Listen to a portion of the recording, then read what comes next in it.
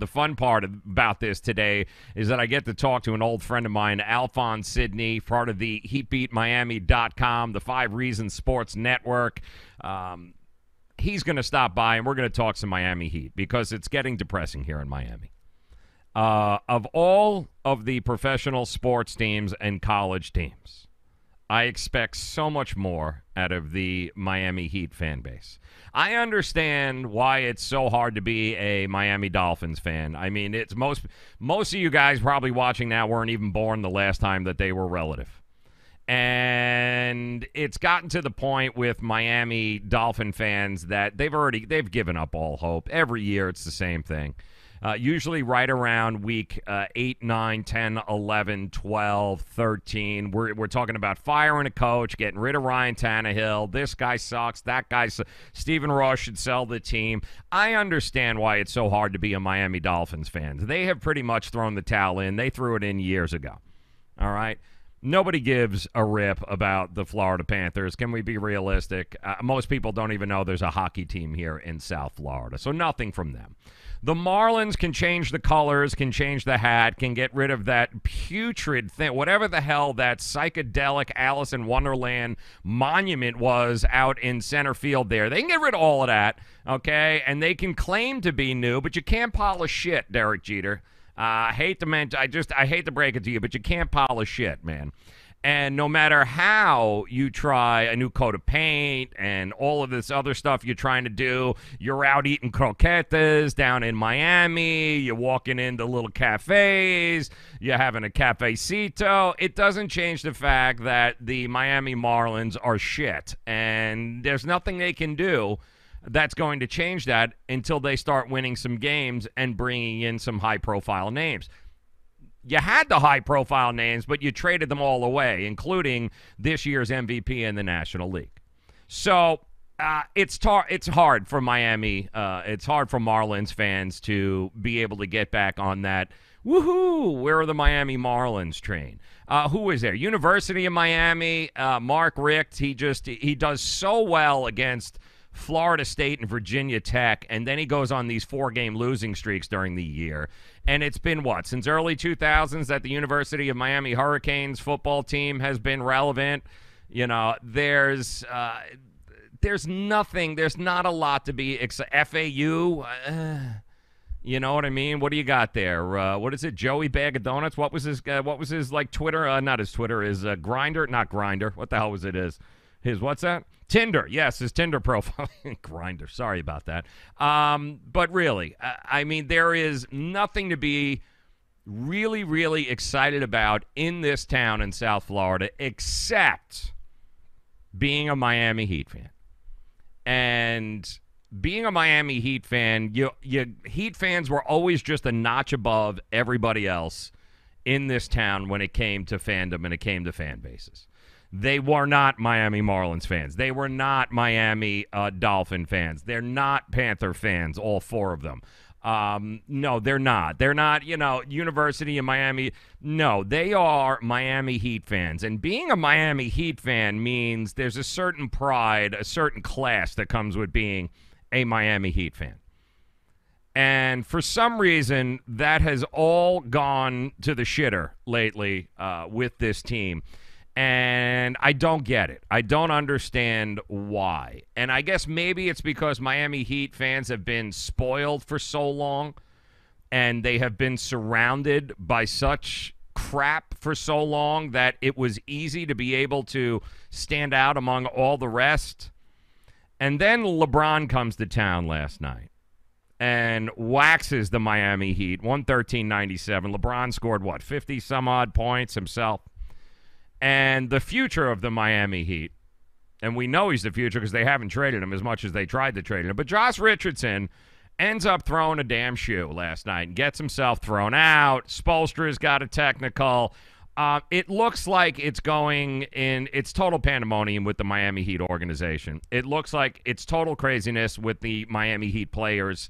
And worse, it's getting to be total chaos among Miami Heat fans. And I'm here to ask and beg of you all, Miami Heat fans, you are the only hope as a sports media member. You are the only hope we have in this town of being stable.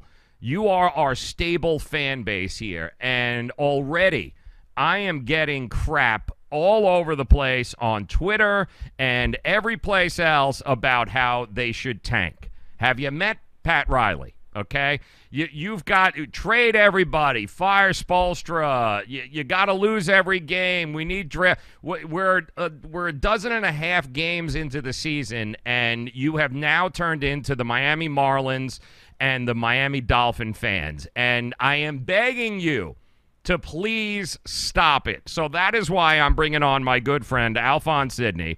He's joining us via the Miami Acura hotline because I am hoping this man who covers, okay? He covers the Miami Heat with the 5 Reasons Sports Network. He's part of the crew at HeatBeatMiami.com. And Alphonse, I am hoping you can talk some sense into the Miami Heat fan base, and please tell them to stop with the craziness. Can you do that for me, brother? I mean, at this point, I don't know what else to say to the fan base. It's gone to the point it's just kind of tough. I mean, people are upset. People are frustrated. I think half the fan base wants to throw their shoe into the crowd, like Josh Richardson last night. It's tough, man. It's a tough season. It really is. It starts. I understand why some people are starting to question exactly what is the long-term plan, if you will. Mm. But isn't it, Alphonse, we've been down this road before, too, right? I mean, the core of these guys were the same core that went 30-11 a few years back in the second half. We've been there. We've done that with this crew already. And it seems like even last year, we didn't get off to a great start last year either. But the reality is it's a mediocre team being weighed down by unbelievably stupid contracts. That's going to take a little while to work itself out here, and I don't know what the fan base is expecting here. Is it just a matter of they don't see the light at the end of the tunnel? Yeah, I think that's what it is. I think it's so there's two things that are going on here. If you think that the Heat aren't going to make the playoffs this year, I think you're wrong. Mm-hmm. I think they will make the playoffs, but I don't think that is going to satisfy a fan base who kind of dealt with 4 years of being middle of the pack, middle of the road, mediocre. And there's a whole bunch of reasons behind that. We can talk about Chris Bosh's blood clots, striking out in free agency. But I think the biggest thing that has fans worried is in the past you looked and said, okay, well, in 2 years we'll have maximum flexibility. Because it always seemed like Riley maintained flexibility going forward. Mm-hmm. But it looks like right now, I mean, is there the flexibility that there used to be? So I guess the worry right now is, are you locked into this team till 2021, 2022? And in all honesty, you probably are. There's something to be said for having some expiring contracts this summer. When you start talking about Goran and Hassan and TJ. And, it all depends on what you can get back for them. And then in 2020, you have a lot of money coming off the books. So I guess right now it's, guys, just be patient. And I think people are just tired of hearing that. But, is it a smart thing to do? Trade your young guys to go after a guy like John Wall and pay him $45 million a year? I mean, is that the right move? I don't know. I think this team is more than one player away. So you kind of have to bide your time and hope that the organization makes the smartest moves possible. Alphonse Sidney joining us, part of the 5 Reasons Sports Network. He hosts two amazing podcasts, which he's going to tell you about here in just a few. But, my thing is, Alphonse, here in South Florida, and you know this, man, the Miami Heat fan base was always the fan base we could rely upon to be just a cut above everyone else. We know the Miami Dolphin fan base. They haven't been relative. No, most people weren't even born the last time the Miami Dolphins were relevant. The Miami Marlins, they've pretty much burned every bridge that they can in this town. Nobody even realizes that we play hockey. The Miami Heat fans were always supposed to be just that much. You know, they were the class. They were the ones that were the most realistic. And somewhere along the line here, they've become Miami Dolphin fans, and I don't get it. Is it a fact that we've just been so spoiled, and maybe last night watching LeBron go off for 50 some odd points last night, maybe it was a reminder of how far we have fallen? Well, that's the thing. I think you're giving, as someone who deals with the Heat fan on Twitter on a daily basis, I think you're kind of assigning too many great traits to this fan base. Like, I love them to death, believe me. But they are irrational. They're unreasonable. But at the same time, you got to remember we've had, as a fan base and as an organization, there's been a lot of success. So yeah, the obnoxiousness, the just the crassness, all of that has just been covered up by the fact that we've been a good team. And then there was always this belief that Riley's going to turn around. The next meeting, Riley's going to throw some rings on the table, and everything's going to change magically. Every summer we have all these grandiose ideas of, we're going to get Durant, we're going to get Gordon Hayward. Well, every summer is something different. And so now I think the cold realization is setting in on what happens to NBA franchises after a decade of dominance, or even a decade of relevance. You're going to have some lean years, and the patience and the fortitude of this fan base is being tested. The Dolphins fans have been going through it for 2 decades. The Heat fan has had 3 years of mediocrity, and you see what's happening already. Yeah, and we say mediocrity, and Alphonse Sidney joining us, part of the Heat Beat podcast, also part of the 5 Reasons Sports Network. You say mediocrity, but we just said they're going to make the playoffs. When everything is all said and done, the reality is this is still going to be, in all likelihood, a playoff team, albeit maybe a 6, 7, or 8 seed. But it's a playoff team, and it's fascinating to me that we have become in this town a championship or bust squad and mentality when we're not even we haven't been that in a long time. I get it, but and listen, believe me, I'm usually railing against the spoiled, rotten Heat fan, but where I will play devil's advocate is when you're in a league where more than half of the teams make the playoffs, is being a playoff team really a goal, right? Mm-hmm. So you can be absolutely average, which the Heat are. They're absolutely average, and they'll still make the playoffs. And if you're seeing a team on the rise, you go from a 10th seed to an 8th seed to a 6th seed to a 5th seed, that's one thing. But you're actually seeing a team that's just either right where they have been or actually trending a little bit downwards. And I think that's where the panic comes in, especially when you look around the team and you see the young guys, and what you see is a lot of guys who are just role players. You don't see, you're not dealing with, you're not dealing with a team where you have this future superstar. You're not the Suns watching Devin Booker come into his own, right? You're watching Josh Richardson, who is probably, at his peak Eddie Jones or Caron Butler. You're not watching the next great superstar.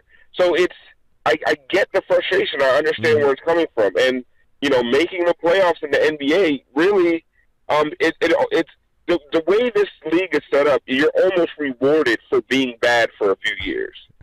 And almost the worst thing you possibly can do is be in the middle of the road. And the Heat are right exactly there. They're in the middle of the road. How much, Alphonse Sidney joining us, Alphonse, how much of the Jimmy Butler drama leading up over the last couple of months has fueled this fire of disappointment and just bitterness and angriness, and it had to play like that in the locker room too. I mean, let's face it, all of these guys in that locker room at one point or another heard that they were going to be traded, had to have heard that they were going to be traded. I mean, how much do you think that ultimately not happening, but just being brought up was enough to be able to maybe boil over to what we witnessed like last night? It's funny, Ethan Skolnick, head of the Fire Reason Network, actually wrote an article on MiamiHeatBeat.com about this season, and he did point that out, that there's a strange feeling in that locker room that, he said he's never really experienced before. And is it the Jimmy Butler stuff? Is it just losing? Is it just kind of maybe, at some point people get tired of each other? These guys have been together for 3 years and haven't really experienced that much success. Who knows what it is? But as for the fan base, it was one of the things that I was worried about when the Jimmy Butler stuff started happening. Because sometimes fans don't understand exactly, okay, yeah, there's scuttlebutt, there's conversations happening between organizations. That doesn't mean it's going to happen. And the disappointment that has come from that, you have to think it's led and it's kind of increased the frustration from the fan base. And at the end of the day, if Riley offered Josh Richardson, Kelly Olynyk, and a first-rounder, and they said no, you know what? You got to eat that, man. Yep. It is what it is. So, yep. I mean, I feel like the organization is trying, and we just got, at the end of the day, I do trust Pat, Spo, Andy Ellsberg, now Shane Battier in that front office. I trust that they will make the right moves. But yeah, it hasn't been the easiest season to watch or to cover, and I'm sure so far for the players to even play. I hate to even say this, but I've got to say it because we're talking about a core of guys that have been together year 3 now with the core of these guys. Are you telling me Dion Waiters means that much to this team? No. I'm just because everything, everyone keeps going back to the 30-11 second half, and the 30-11, the splits with that team and what Dion Waiters was doing at that time is very hard to duplicate. I think we can all agree upon that. But is he that big a catalyst? Could he be somebody that actually that's the spark this team needs? Because it's not like he wasn't a couple of years ago. I will say this. When you talk about Dion and you kind of look at the roster and what's been going on lately, the fourth quarter execution has been abysmal. I mean, absolutely abysmal. Like, I forget, there was a recent game, they're getting everything they want inside. And then the last 6 minutes, they're shooting nothing but threes and long twos. It's almost like, it's just like you have a bunch of guys who just do not understand the situation. And if you also see what's been happening, and I know there's a lot of people, the analytics guys, the guys who are really deep into the numbers, don't like what Dwayne brings to the team. But what Dwayne brings to the team is a confidence and an experience in the last 6 minutes of a close game that the rest of this roster doesn't have. We've seen before that Goran is just not the same guy at the end games, right? Mm-hmm. And then you have Josh Richardson, who has made a bunch of boneheaded decisions at the end of these games. Justice Winslow has made a lot of bad passes and taken a lot of bad shots at the end of these games. So ever since Dwayne has been out, congrats to Dwayne and the new baby.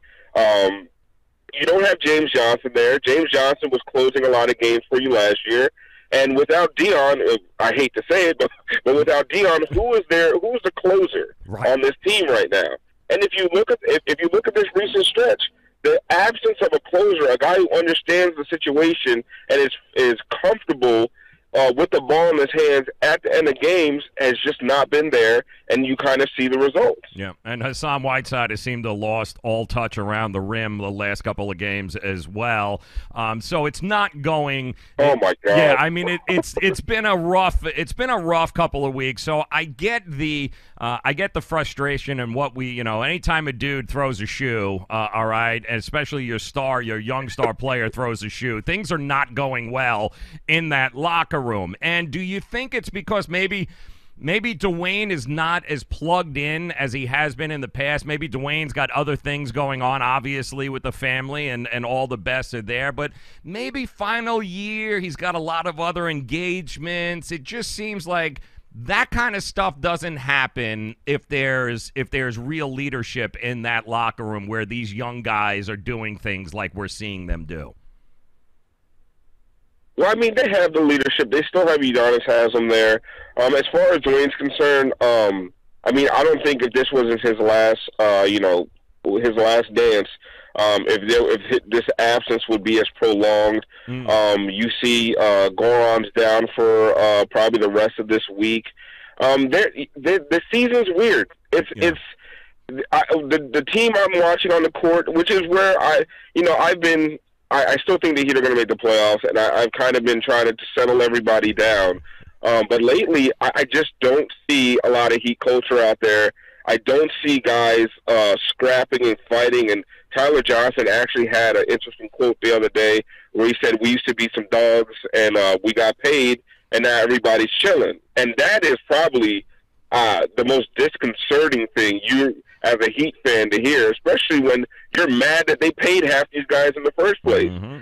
Yep. To not find out that they're, that they've lost a little bit for one of their own to say that they've lost some of the fire. I mean, you just don't want to hear that as a fan. And you know how fans are when it comes to contracts and comes to money and it comes to effort. And I just feel like you haven't seen the effort. You haven't seen the late game execution. And who knows, when Dwayne comes back from his hiatus, Dion puts some of the sandwiches down and gets back on the court. Yeah. Who knows? Maybe you'll see a turnaround. But at the end of the day, when you talk short-term and long-term, short-term, yeah, they'll probably make the playoffs, but long-term, I understand why fans feel like they don't see a plan in the works. Why are they so bad at home?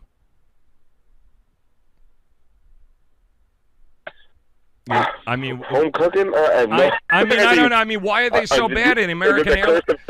I don't know. It just seems strange. I mean, the one place with this fan base, you would think that the Miami Heat would thrive. They'd be better here than they would be on the road. But it just seems over the last couple of years. I mean, they're not very. What are they? 3-6, I think now on the at home this year, and it was kind of the same tune last year.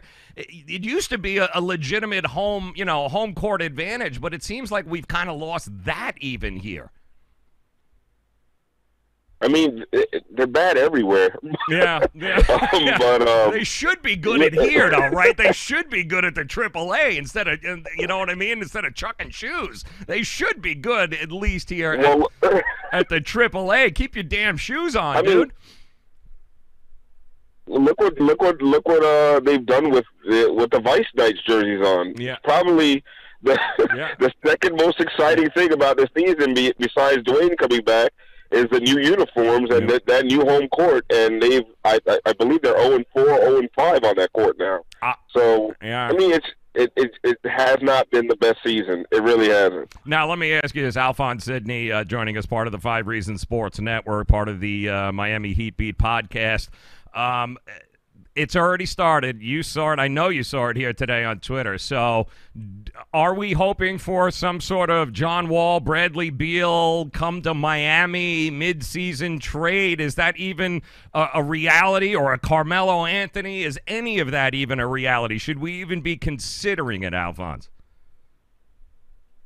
I'm sure the Melo, please, God, no. And I think the Heat have already come out that the Heat have they have no interest. I'm sure they'll kick the tires on Wall and Beal. Mm-hmm. I just don't know what that does. I mean, what does Bradley Beal? We have a Miami Heat Beat group chat, and we were going back and forth today, and I don't know what bringing Beal does because unless you unload contracts, Beal and then nobody else this summer, what does that get you? Mm-hmm. So I'm kind of more of a proponent of I've never been team tank. I never want to see my team lose. I don't think there's enough money in the world to pay Eric Spoelstra to lose games on purpose, to put in bad lineups. Right now, he doesn't have a choice. No, he doesn't. There's just a lot of bad lineups. It is what it is. I do feel like what the Heat need to do is, anything past 2020, they need to start looking at how they can move off of some of these contracts. I mean, even if you talk about selling guys low for second-round draft picks, whatever it takes to kind of clear the decks and reset this thing sooner rather than later, I think is the way to go. Picking up Bradley Beal and, you know, either having to trade first-round picks or young assets, guys on cheap deals, guys not signed past 2020, doesn't really make a lot of sense to me.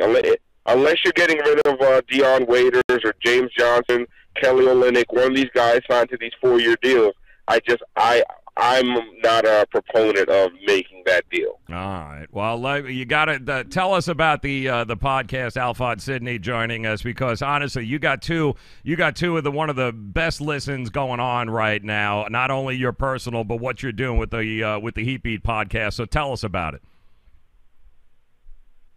We have the Miami Heat Beat podcast, and I'm also the host of Light Skin Opinions, both on the 5 Reasons Sports Network. Miami Heat Beat, the name says it all. We have 10 rotating guests. Sounds like a lot. Yeah. But we have a lot of fun. We have a lot of fun with the podcast. Even in a boring season, believe me, we will keep you entertained. We try to keep it as fun as humanly possible. We do get down into the numbers. We have Nikias Duncan, Christian Hernandez, 2 guys who are way into the numbers. We have Leif, who's kind of an insider. We will give you the best coverage you're going to get on the Miami Heat, and we're also going to try to be the most entertaining Heat coverage you're possibly going to find. And then you also have Light Skin Opinions, which is more, we do sports, pop culture, politics. We kind of try to intersect everything there. We get into a lot of topics that we like to make people uncomfortable. We think it's fun. Yeah. If you're comfortable for the entire hour you're listening to Light Skin Opinions, we haven't done our job very well. Yes. We get into relationship stuff. We get into just about everything. So if you're looking for something a little bit different, a little bit offbeat, a little bit edgier, that'll be Light Skin Opinions. If you're looking for some great Miami Heat coverage, that's Miami Heat Beat. Also check out MiamiHeatBeat.com. Like I said, we just had a column written by Ethan Skolnick. We all write for the site.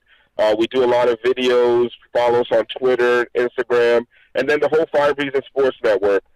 Constantly breaking news about the Dolphins, Marlins uniform coverage, Panthers. We have 15 different podcasts. No matter what you're into sports-wise, South Florida-wise, we got you covered. You know, and let Ethan know. I didn't get the invite. You've had like 47 different watch parties, and I'm yet to get an invite, dude. So I'm not saying that I'm holding it personally, you personally responsible, but dude, I can't seem to get an invite to any one of these damn places. So I'm just throwing it out there. You may want to mention to Ethan, you know, hook a brother up here with a free T-shirt or something. Damn, dude. Listen, brother, when we put those posts out on Twitter, everybody's invited. Listen, the next one you're getting a personal invite from me. The next when we do the Miami Heat, we do the Heat watch party at Duffy's in North Miami Beach. Even if the team sucks, that's an awesome place to watch a game. So yes, you'll definitely be out of that one. Yeah, he is Alphonse Sidney at Alf954. Do yourself a favor, check him out. Also, 5 Reasons Sports Network at 5 Reasons Sports. Great stuff. Everything that is Miami, that is what these guys are. Alphonse, listen, I'm sorry that it took some dude chucking a shoe for me to think about you and ask you to come on the show, but you were the first person that came to mind, dude, when I saw him whip that shoe into the crowd. So I appreciate the time, brother. Best of luck to you. Have a happy Thanksgiving, man, and hopefully next time we talk, we'll be talking about a more competent Miami Heat team. All right, brother. Same to you. Appreciate it, man. Alphonse Sidney. Make sure that you guys check it out. Part of the 5 Reasons Sports Network at Alf954. Yeah, honestly, it happened last night when I saw he got chucked out of the game for throwing a shoe. For some reason, Alphonse was the first guy that I actually I thought about here. It's a little weird, but nobody covers the Miami Heat. All the Miami teams, like those guys over at the 5 Reasons Sports Network. Love those guys. Smart, intelligent, on top of it, opinionated, everything that sports content should be. Those guys are rocking it over there at 5 Reasons Sports. So want to thank Alphonse.